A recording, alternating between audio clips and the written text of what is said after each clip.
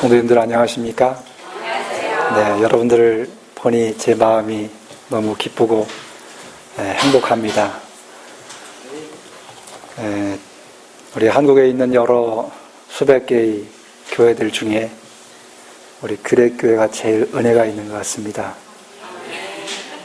직원 선거 없이 임의로 맡겨도 순종하는 교회, 참 가장 예수님을 닮은 그런 은혜로운 교회라 생각이 됩니다. 2014년 우리가 식구는 적지만 새로 맞이할 2014년에도 여러분이 여러분에게 주어진 그 배정된 직분들, 그것들을 정말 믿음으로 잘 순종하는 마음으로 감당하겠다 그런 생각을 하시면 하나님께서 우리가 생각지 못하는 놀라운 은혜와 능력을 주실 것입니다. 우리 교회가 더 크게 부흥하고 성장하도록 하나님께서 은혜 주시기를 간절히 바랍니다.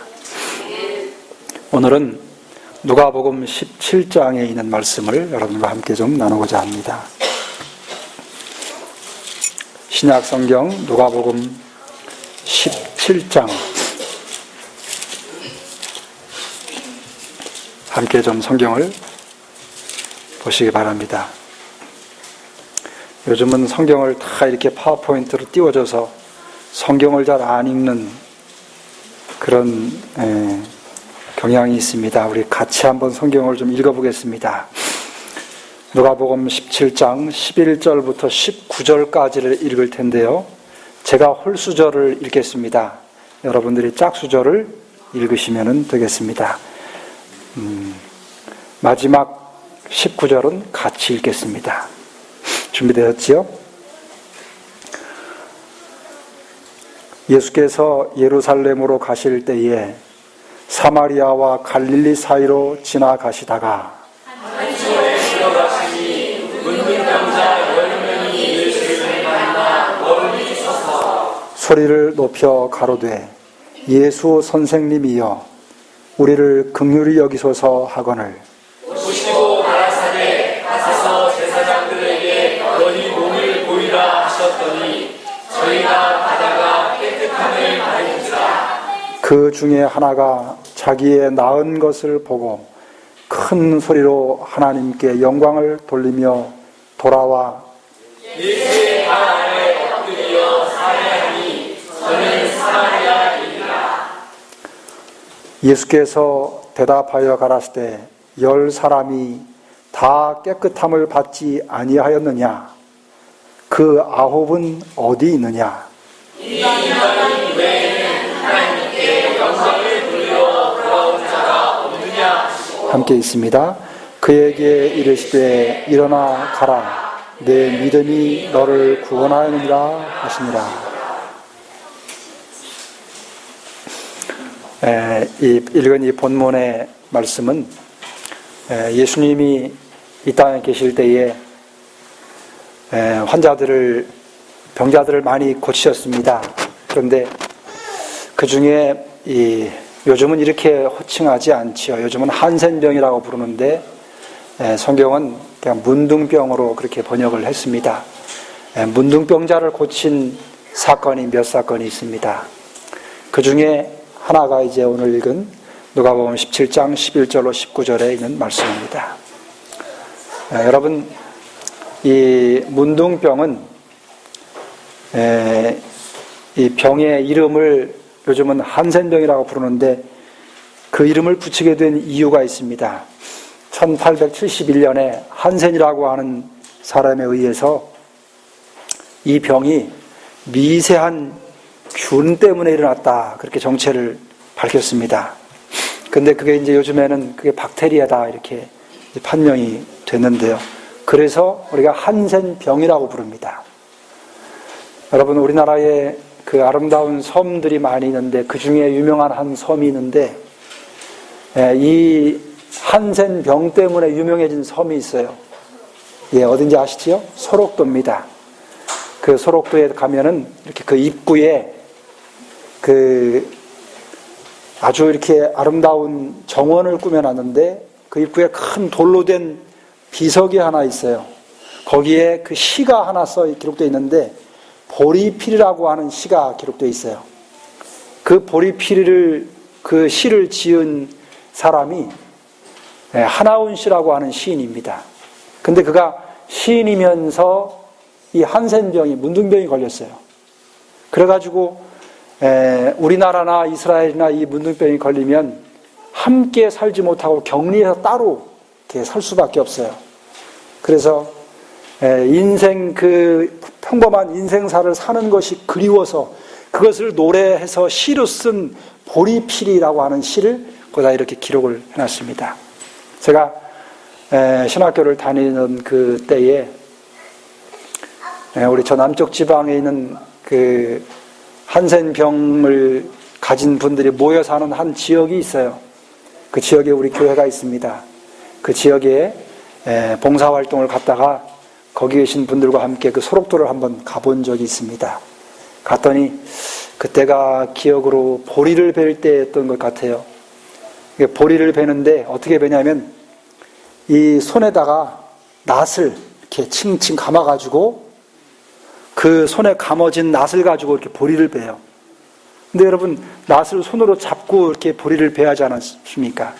근데 그 병이, 그 한센병이 이게 살이 썩어 들어갑니다. 신경이 죽고 썩어 들어가요. 그래서 자고 나면 손가락 하나가 떨어져 나가고 발가락 하나가 떨어져 나갑니다.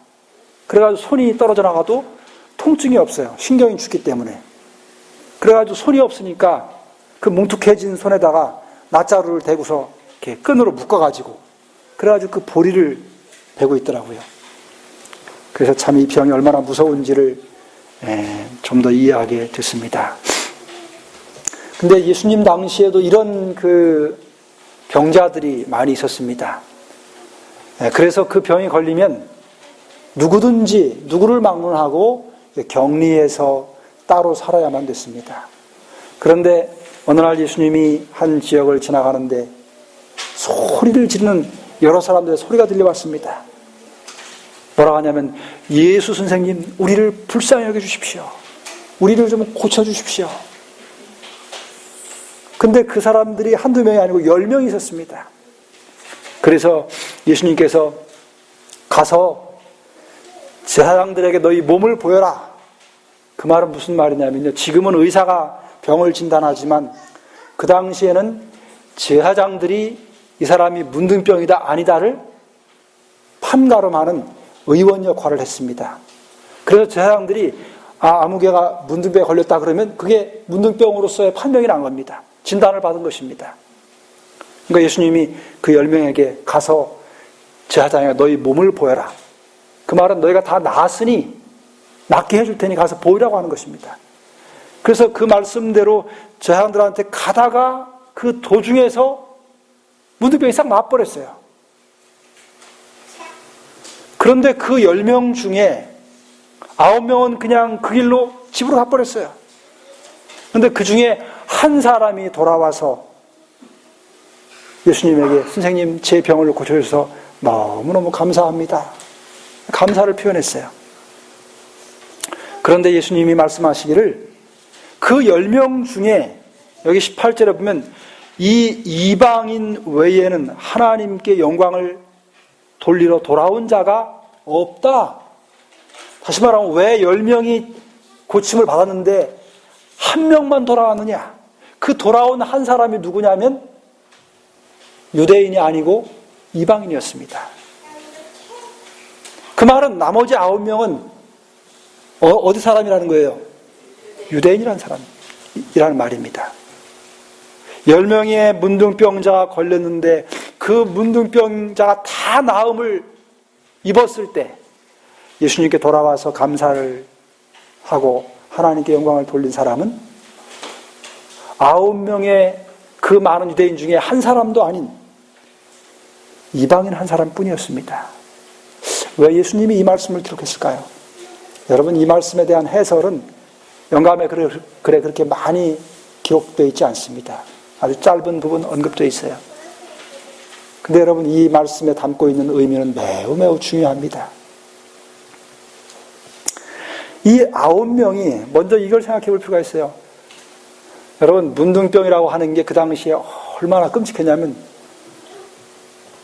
아무리 가까운 사이라도 그 병이 걸리면 완전 격리했는데 지금처럼 이렇게 병원 시설이 좋아서 격리돼 가서 좋은 시설에서 치료를 받는 게 아닙니다. 그냥 밖에 저 들에 같은데 이렇게 참 사람이 살기에 아주 그 환경이 아주 열악한 그런 데서 그냥 지냈다가 죽고 마는 것입니다.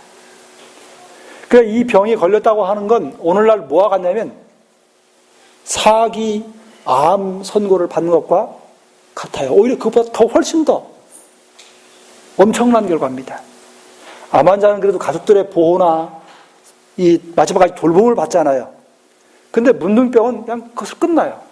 질병이 딱 선고되면 바로 격리돼야 돼요. 그러니까 사랑하는 사람들의 돌봄이나 또는 그들의 따뜻한 위로나 그들이 자기를 위해서 해줄 수 있는 아무 것이 없어집니다. 사회적인 직분이나 어떤 주변에서의 인간적인 그 따뜻함이나 이런 모든 것들이 이 순간에 다 끝나는 것입니다. 그러니까 이 병이 걸렸다면 인생이 다 뭐 한 거예요? 이제 인생이 끝이 났다 이렇게 생각하시면 돼요.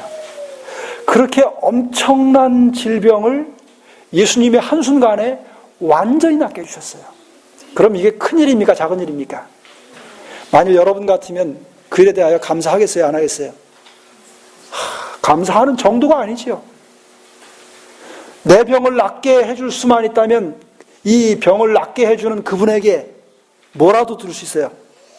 그를 위해서 평생 그를 섬기면서 그렇게 살 만큼 아주 엄청난 일이었습니다. 그런데 여러분 참 이상하지요.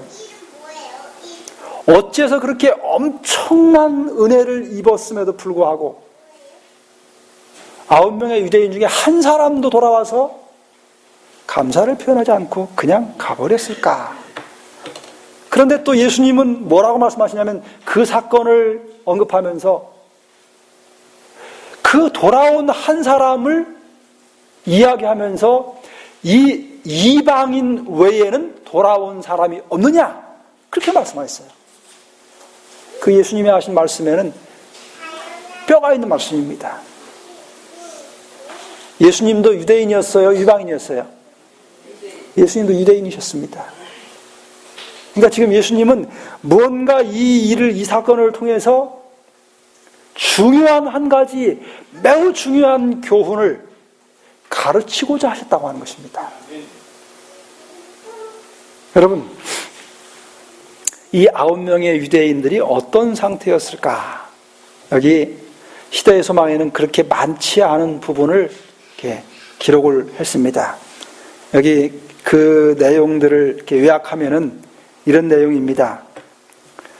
여기 이제 몇 구절을 한번 제가 읽어보면 다른 문둥병자들은 이 다른 문둥병자는 9명의 문둥병자들입니다. 다른 문둥병자들은 그들을 낫게 하여 주신 예수를 잊어버리고 저희 갈 길을 가버렸다. 그렇게 많은 내용이 아니죠. 그러면서 그 뒤에 추가적인 주석을 하는데 그 내용을 교훈 삼아서 오늘을 사는 우리가 어떻게 해야 될 것인가를 설명합니다. 그래서 첫째는 이 사람들이 예수님의 그 엄청난 은혜를 잊어버린 사람들이다 그렇게 말합니다. 여러분이 정말 엄청 큰 은혜를 입었는데 그 은혜를 잊어버렸다고 하면 그게 무엇을 의미하는 것일까요? 자기 생명을 죽을 처지에서 살려줬다면 그 은혜를 평생 잊을 수 있겠습니까? 없겠습니까? 잊을 수 없어요. 근데 그 예수님의 은혜를 잊어버렸다고 하는 말은 무슨 말이냐면 그들이 그 가지고 있던 질병에 대해서 그 심각성이 얼마나 컸는지를 잘 이해하지 못했다고 하는 것입니다. 쉽게 말하면 그냥 대수롭지 않게 생각했다고 하는 것이에요. 근데 여러분 이 문둥병은 성경에서 무엇을 상징하는 병이냐면 죄를 상징하는 병입니다. 그런데 여러분 치료봉사에 보면은 이들에 대해서 뭐라고 언급하냐면 건강을 회복한 다음에 다시 이전의 방종의 길로 다시 되돌아갔다, 그렇게 설명하고 있어요. 그러니까 그들이 유대인으로서 문둥병에 걸리게 된 그 원인이 뭐냐면 그냥 방종 때문입니다. 그런데 그 병에서 나음을 입은 다음에 그들이 그 전에 방종의 상태로 그냥 다시 돌아갔습니다. 그 말은 자기들이 그 병의 원인이 됐던 그 생활에 대해서 그렇게 심각하게 생각하지 않았다고 하는 것입니다. 이 9명의 돌아오지 않은 문둥병자들은 누구를 가르치냐면 엄청난 죄에서 구원함을 얻은, 구원받았음에도 불구하고 그 구원의 은혜가 얼마나 큰지를 잘 깨닫지 못하는 사람들을 상징합니다. 여러분, 구원의 은혜를 우리가 함께 누렸습니다. 여러분 구원 받으셨습니까? 구원받지 못했습니까? 이렇게 질문한다면 여러분 어떻게 대답하시겠습니까? 여러분 하나님의 은혜로 구원 받으셨습니까? 네. 여러분이 구원받은 것을 확신하십니까? 네, 이렇게 질문하면 아멘이라고 대답하고 이렇게 확신 있게 대답하는 분들이 많이 있는 것은 정말 좋은 일입니다. 그런데 여러분, 아멘이라고 확신하고 대답하는 그 이면에 필요한 것이 있습니다.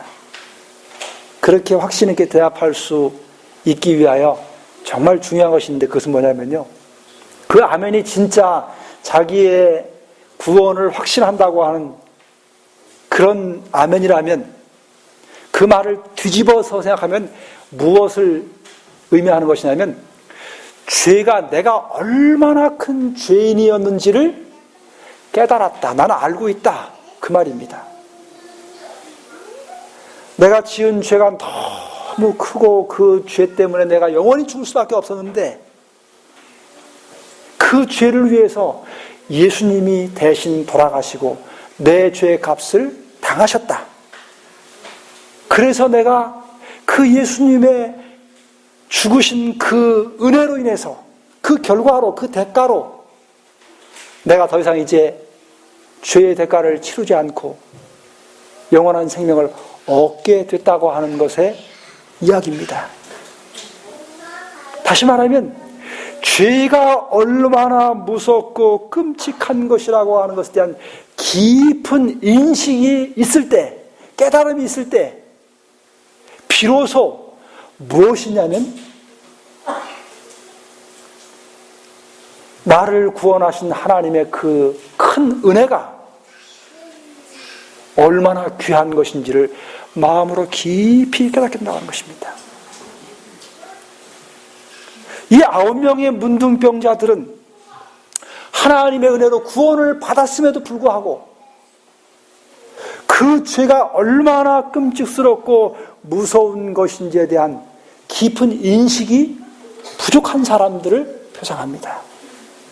그렇기 때문에 자기가 죽을 수밖에 없었던 그 죄가 얼마나 무서운 것인지를 이해하고 그 엄청난 구원을 마음에 감격적으로 경험한 사람들은 하나님의 구원해 주신 은혜를, 그 은혜에 대하여 소홀히 여기거나 감사하지 않을 수 없습니다. 그런데 그 깨달음이 별로 없으면 구원은 받았다고 마음에 느끼고 생각은 하지만 감사하는 마음은 별로 우러나오지 않는 것입니다. 그래서 그 말은 어디서 나오는 말이 하면 입에서 나오는 말이지 가슴에서 나오는 말이 아닐 수 있는 거예요. 이 9명과 1명의 차이는 바로 그것입니다. 하나님 앞에, 예수님 앞에 돌아와서 깊이 감사했던 1명은 자기가 얼마나 큰 죄인이었는지를 그런 깊이 알고 있었던 사람이에요. 이런 생각을 해볼 필요 있어요. 10명이 지금 같이 있었습니다. 그 중에 9명은 유대인이고 1명은 이방인이었어요. 유대인과 이방인은 함께 잘 어울리지 않습니다. 유대인들은 이방인들을 아주 멸시하고 아주 하찮게 구원받을 자격이 없는 사람들로 그렇게 생각했습니다. 근데 문둥병이라고 하는 것 때문에 어떻게 했어요? 함께 살 수밖에 없게 됐어요. 그런데 유대인은 9명의 한 집단이고 무리고 이방인은 하나밖에 없었습니다. 그러면 같은 문둥병에 걸린 그 입장에서 같이 생활하면서도 9명의 유대인이 1명의 이방인을 어떻게 생각했을까요? 똑같은 문둥병에 걸렸음에도 불구하고 그들의 생각에는 어떻게 해요? 우리가 비록 문둥병에 걸리긴 했지만 너하고는 조금 무슨 사람이라는 거예요? 다르다. 너하고는 다르다. 그런 생각들을 하고 살았던 사람들입니다. 그래서 그 죄의 그 원인인 같은 원인으로 병이 됐지만은 똑같은 문둥병자지만은 그 문둥병자 입장에서도 유대인들 9명의 생각은 저 사람 1명의 문둥병자보다는 우리가 뭐하다고 생각했어요? 낫다. 우리가 너하고는 비록 이 병 때문에 같이 살긴 하지만 너하고 동급의 사람은 아니다. 너는 이방인으로서 죄 때문에 문둥병에 걸렸지만 우리는 속된 편으로 참 살다 보니 재수가 없어가지고 뭐 한 거예요? 병에 걸린 겁니다. 그렇게 생각했어요. 그 다음에 회복을 한 다음에 어떻게 생각했을까요? 그러면 그렇지 유대인인 우리가 그 병으로 죽을 수 있느냐? 우리는 구원받기로 작정된 하나님이 선택한 하나님의 백성이기 때문에 다 회복된 게 당연한 것이다. 그건 유대인으로서 당연한 것이다. 그렇게 생각한 것입니다. 그래서 감사하는 마음이 별로 없었어요. 그리고 그 1명에 대해서는 뭐라고 생각했을까요? 너는 문둥병에 걸리긴 했지만 참 행복한 사람이다. 왜요? 유대인은 우리와 함께 병에 걸려서 함께 살았기 때문에 누구 덕분에 네가 난 거다? 우리 덕분에 네가 병을 회복함을 얻은 거다. 네가 문둥병에 비록 걸렸지만은 혼자 있지 않고 유대인인 특별한 백성인 우리하고 함께 거했다는 그것이 너한테는 놀라운 축복이고 특권이 된 것이다. 그래서 하나님이 우리 버릴 수 없는 하나님의 당신의 백성인 우리를 구원하시려고 하는데 너나 우리나 똑같은 병에 걸렸으니까 어떻게 한 거예요? 우리만 고쳐줄 수 없으시니까 우리 덕분에 너도 고쳐준 거다. 그러니까 너는 정말 행운하다. 이렇게 생각한 것입니다. 그런데 여러분 시대의 소망은 그렇지 않고 반대로 설명합니다. 그 이방인 1명을 구원하기 위하여 9명의 유대인을 덤으로 회복시키셨다고 기록하고 있습니다. 그 1명의 어떻게 보면 유대인들이 멸시하고 사람 취급하지 않았던 1명의 유대인을 하나님이 구원하시기 위해서 그들과 함께 있는 9명의 유대인 문둥병자를 고쳐주실 것입니다. 여러분 이 사건이 무엇을 말해주는 것일까요?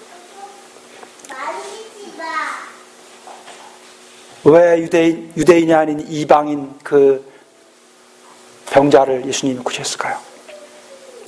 여러분 이방인이면서 문둥병에 걸린 사람은 자기가 이방인으로 태어난 그 자체만으로도 우리는 그 당시 사람들은 우리는 참 오늘날로 말하면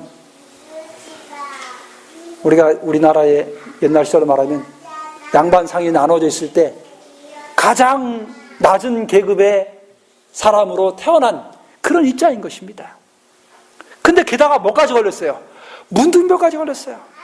문둥병은 하나님의 저주로 여김을 받던 병입니다. 그랬으니까 이 1명의 이방인 문둥병자는 너무너무 마음이 가난했습니다. 내가 자기가 죄인이라고 하는 것, 그 죄 때문에 자기가 병이 걸렸다고 하는 것 때문에 하나님 앞에 늘 뭐 했어요? 가난한 심정으로 하나님이요, 제게는 소망이, 희망이 아무것도 없습니다. 단 하나 희망이 있다면 당신이 나를 불쌍히 여기시고 나를 이 비참한 상태에서 이 죄 가운데서 구원해 주시지 않는다면 제게는 아무런 희망이 없습니다. 그래서 이 1명의 이방인 문둥병자는 자기 자신이 아주 깊은 죄인이라고 하는 것과 죄에 대한 깊은 의식이 있었습니다.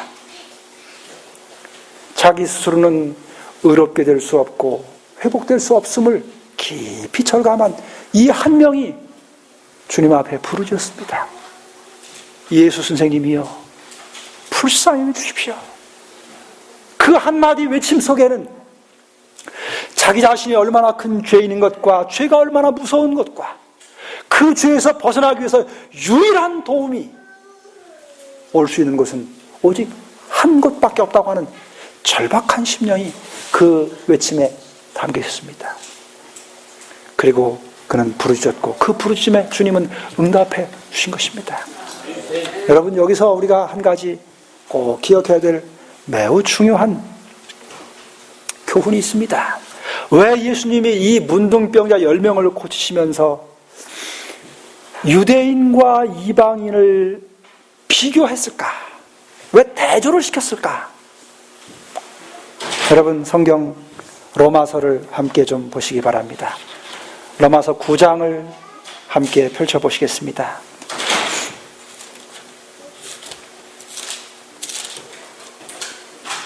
로마서 9장 30절부터 있는 말씀을 제가 봉독해 드리겠습니다.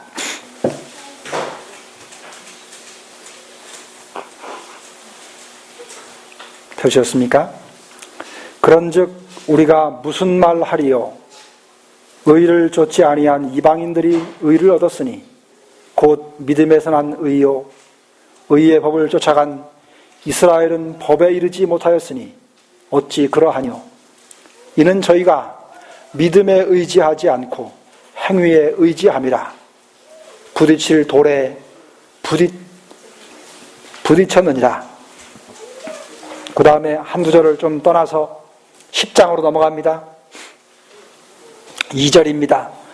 내가 증거하노니 저희가 하나님께 열심히 있으나 지식을 좇은 것이 아니라 하나님의 의를 모르고 자기 의를 세우려고 힘써 하나님의 의를 복종치 아니하였느니라. 여러분, 여기 바울은 유대인 중에 유대인입니다. 그런데 그 글을 기록하면서 바울이 지금 유대인인 이스라엘 백성하고 이방인을 대조해서 기록하고 있습니다. 그 내용은 뭐냐면 이스라엘은 의를 얻기 위해서 쫓아갔지만은, 율법을 쫓아갔지만은 의를 얻지 못했다. 반면에 의를 얻으려고 하지 않았던 이방인들이 의를 얻었다. 그 이유가 뭐냐? 그 이유는 유대인들은 자기 자신의 의를 의지했고 이방인들은 하나님의 의를, 믿음을 의지했다. 그렇게 설명하는 것입니다. 여러분, 유대인들은 자기들의 행위, 유대교의 특징 가운데 하나는 자기들의 행위를 통해서 의롭게 되고자 하는 것입니다. 근데 이방인들은 자기 의를 의지하지 아니하고 하나님의 의, 다시 말하면 복음을, 예수 그리스도를 자신의 구세주로, 메시아로 받아들이는 편을 선택한 것입니다. 그래서 의롭게 된 사람들이에요. 그 이야기를 지금 하는 것입니다.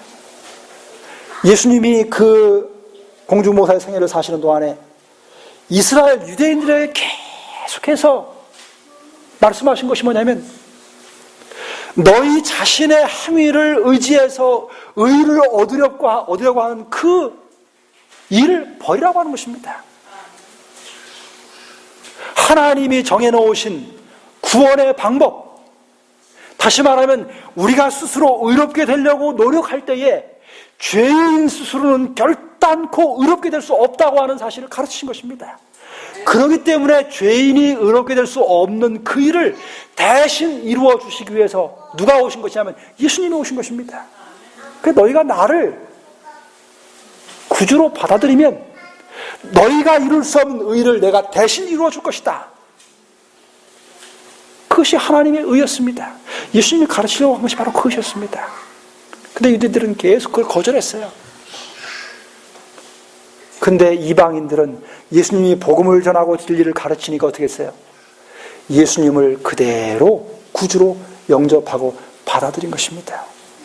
그 여러 일들을 가르치고 반복해서 계속 가르치다가 이 사건, 10명의 문둥병자를 고친 사건을 통해서 다시 반복하시는 것입니다. 9명의 유대인들은 다 어디 가고 이방인 한 명만 돌아와서 감사하느냐? 그 가르침 속에 담겨져 있는 매우 중요한 교훈은